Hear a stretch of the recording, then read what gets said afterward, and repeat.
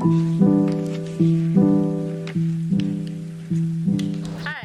my name is Marissa Zampino. I use she, they pronouns, and I am the Climate Organizing Manager for the Mystic River Watershed Association.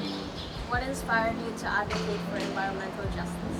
Yeah, so I graduated college in 2019. I never took an environmental science class, actually. Didn't really know about environmental justice. Was way more involved in like social justice issues, HIV and AIDS organizing, just like general other types of justice organizing.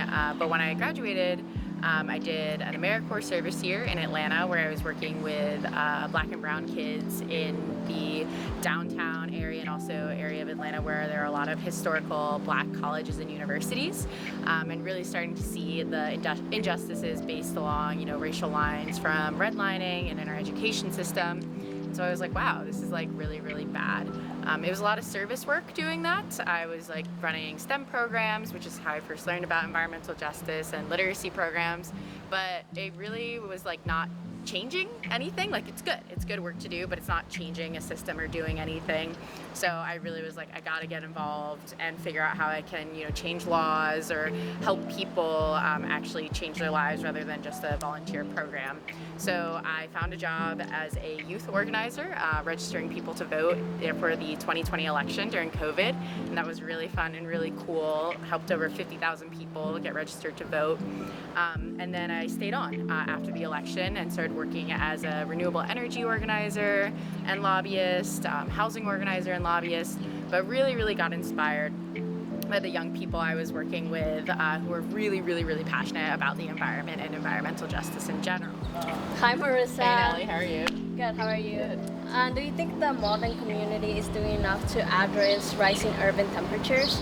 I think we all could be doing more. I do think Malden is doing a great job. There are a lot of great initiatives happening. There's a program called Greening the Gateway Cities. The Malden Tree Warden does a lot of work.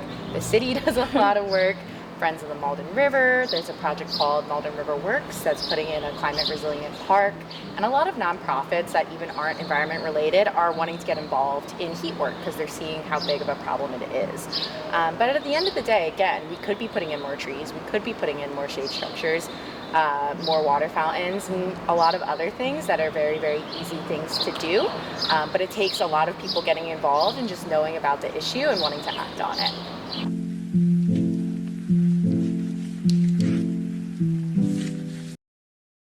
We're kind of at the precipice of working for heat laws and regulations. So people are looking at, for example, here in Malden, planting more trees. The Malden Tree Warden does a really, really great job at that.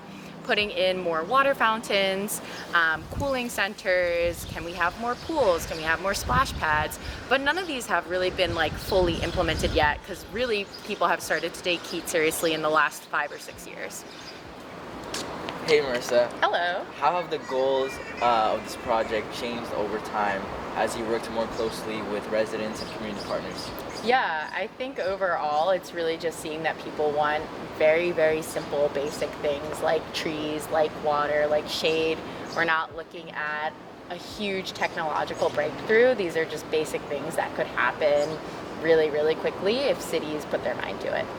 So this is really just like a thermometer, but for the outside and for surfaces. So we use this to see the temperature of different pavements, of shade, of non-shade. So if you go and point it under the tree right here where there's shade, and you point it for a little bit, you'll see that it's 88 degrees. But if I point it here in the sun, right there, it's 110.